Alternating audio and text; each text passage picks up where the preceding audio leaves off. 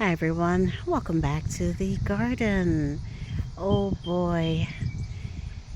Okay, I had to take just a moment there to breathe because you are seeing them as I am seeing them. These are our edge of night hibiscus.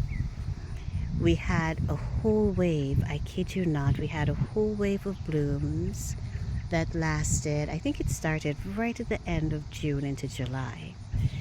We wind down late July into August, and I thought, well, that was it for the hydrangea, for the hibiscus. I'm sorry, but then look, I was so wrong. I was so wrong. Oh man, look at these hibiscus. The sun is coming out, and I hope it does not distract from the beauty of the blooms. Now, the second wave of blooms so far seem to be a little bit on the smaller side, but they are beautiful.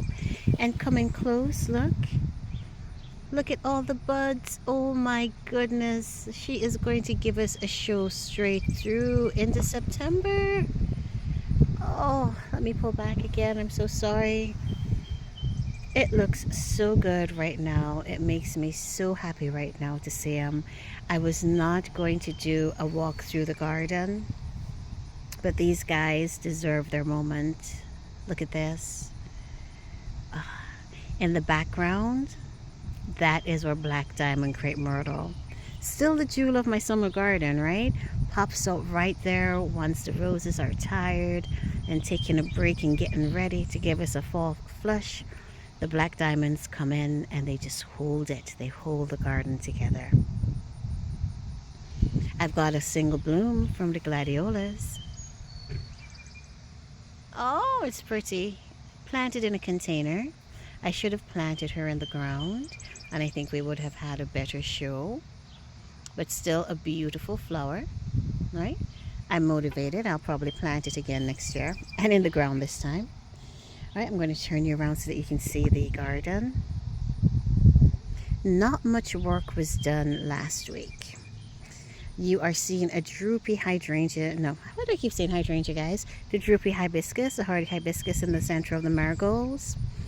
We did plant those two in the middle of a heat wave, right? I know what got into me, but I just really had to put it in the ground. I wanted to see what it would look like there. And I debated the process for about 7 days. And my contemplation was, should I put one or should I put two? Right? So we decided to go ahead and leave the one there, right? Willing her to grow to the 4 feet specs as mentioned online. And the other two that we got, where we removed the rose of Sharon, remember we had a little Kim's right here. We are going to place one right here and one on the opposite side where you're seeing that container planted hydrangea right now. Looks promising, right? Looks promising. I did a little bit of deadheading in the garden this weekend. The most difficult thing for me to deadhead were the marigolds, right? And I realized I was trying to, I deadhead like I do my roses, where you hold each faded bloom and you cut it and you drop it in the bag. Child, that worked for all of about 5 minutes, and then that got tiring really quick. So we just went ahead and simply snipped, and snip those blooms and had them drop wherever they dropped, right? It is all good. This is the Rose Island.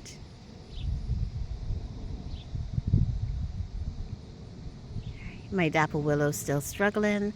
I've got some copper fungicide coming that I'm going to use to spray them to see if I can kill that fungus. My nurseryman came by and he said it is definitely a fungus, Naomi. So you've got to spray the fungicide, and that I will do. My little lime hydrangeas are still on the ground, but beautiful. There she is, Sophie. I'm telling you about Sophie. Very rarely is she without a bloom. Okay.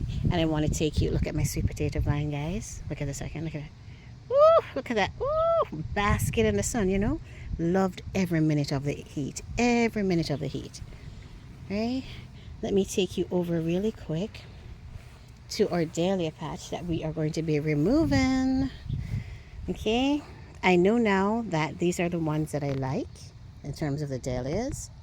They're more upright. I like their blooms, right? But for now, they are coming out, and next year, as mentioned, we will do containers. And even if we do plant them one or two in the ground, because they do pretty well in the ground, no supplemental water was needed from me any at all, right? And with all the heat we had, they were fine. So, but I think next year, most in containers, and if not one or two, we can put in the flower beds. All right. Back in the sun, the garden from the opposite side. A lot of burning blooms on my limelight, right? And that was because when I pulled them, they're in containers. When I moved their containers, these babies had actually rooted through. So I did sever a few roots, and I think that's what we're seeing now in terms of the faded bloom on the burnt blooms. Yeah, plus it was hot, poor things. All right, we're going to plant those. I'm going to put these guys on the back wall where the dahlias are. So I'm going to be cleaning up all of that hot mess back there. And we're going to pop one limelight on this side and one on the opposite side. We still have a desire for purple trees, but hey. All right, we're going to see where the world takes us and see what we can get our hands on. All right, another semi-spin of the garden, Munstead wood. The other black diamond crepe myrtle on the opposite side, here she is in full show. We had thunderstorms last night, so you've got a few bowing heads, but still looking gorgeous. You want to go closer? Let me take you in. Let me take you closer, of course. We love blooms here, don't we? Ooh, right? Beautiful plant. Are you seeing the color of the foliage? Oh my gosh. Have you ever basked in anything so beautiful? Oh my goodness. Oh, you are gorgeous. Oh, look at that, people. Oh, that is gorgeous right there. Gorgeous. Oh man, absolutely gorgeous. All right. Look, and that rose in the background, we've decided that it is tell me her name, Gertrude Jekyll. So this year, instead of cutting her back, so she sent up her long canes, almost as tall as the evergreen behind her, right? I kid you not. What we're going to do this year is I'm going to try to train them, because I did like how she bloomed when I trained her just that once to the obelisk. She gave us an awesome, oh my gosh, that was an awesome spring show, right? That I've never gotten. That's the one that's on the rose walk.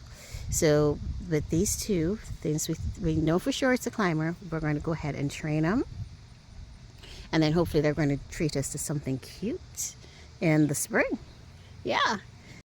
We're now on the outside of the garden, and I really like to take a look at the garden from this view, because for me it shows the progress of the garden over the seasons. Right now, looking at the black diamond crepe myrtles, I don't know if you remember when we looked at this spot back in June. It was a rose garden, right? We had roses just running the whole length of the garden, and it was beautiful. Right now, our roses are resting. They're very quiet, right? Very few blooms, but the black diamonds have stepped in, and they are so powerful in their presence that we are not seeing the missing blooms, or we're not missing the blooms of the roses. What do you think? Right? We've got the foliage, very few blooms, but the black diamond just fills out the space and has us looking really complete, right? Which is why I really do love my black diamonds, right? Here we are from another view, another angle. Yeah, we created a garden, guys. This is awesome. Let's take a peek, because we're right here. I've got to show you this. Look at Florencina. Do you see that long cane right there? I'm sorry, the sun, you've got a glare. Look at her. Look at this cane right here. Look at this cane right here. Follow it, guys. Follow it. Don't take your eyes off of it. Look at this. Oh my goodness.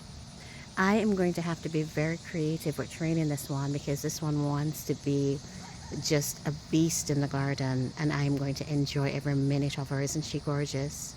She is beautiful. All right. Yeah, so this is our outside view, right? It is going to look so nice next spring.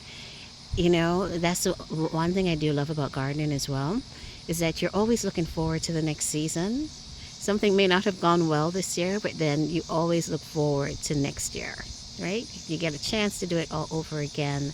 And I think I'm gonna like doing it all over again. All right, let's go ahead and take a look at Perfect Storm. I would like to show you what she's looking like right now. Come on. All right, here is Perfect Storm. Okay, a late blooming hibiscus. Love it, right? She is starting to own the space. I like it. She's going to work well with the hydrangeas.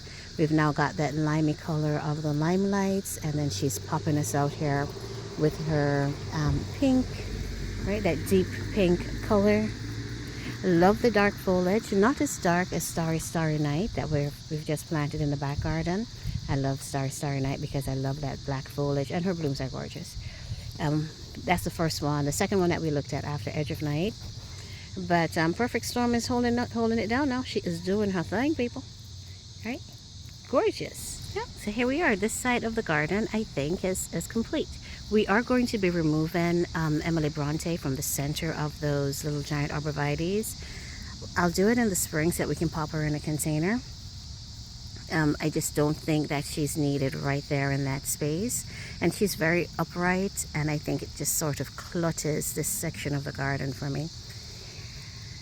But all right, let's see. You guys see, I think I showed you everything. Let's go ahead and just take a quick peek at the bobos. Let's see if anything is happening back there. And then if not, that's where we're going to end our tour, right? Yeah, come on. Okay. Taking you past the driveway, half of it, look at it, on, what's that word I'm trying to say? On nodding, upright holding, quick fire fab hydrangea in a container, held up really well. Again, looking forward to next season as she matures, right? This is her first good season, I think, planted in a container. All right, I'm going to look. All right, let's get this update, guys. We have to get this update because we have the camera on. We might as well get this update.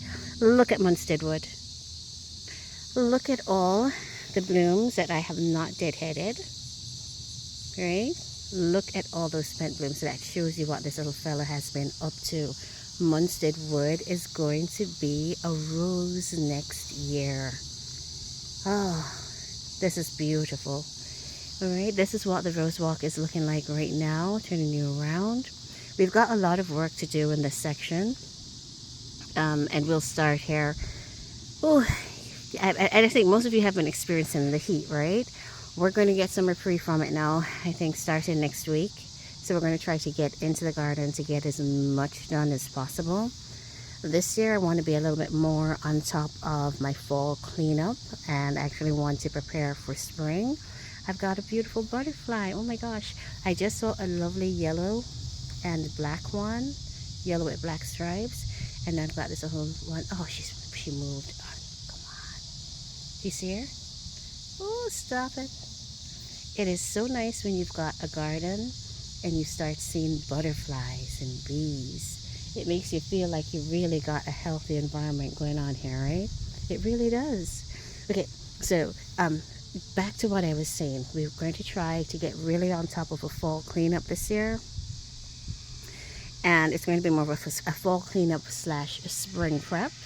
Because there are certain things I think if we get done in the fall, it's going to give us a healthier garden come spring, right? So I'm going to try to be on top of it this year. But okay, let's go ahead and I'll end the video here. You are awesome. Thank you for having joined me for yet another absolutely beautiful day in the garden. As always, you know it. You guys are awesome. Thanks for watching. And I will see you. I'll see you all in the next video.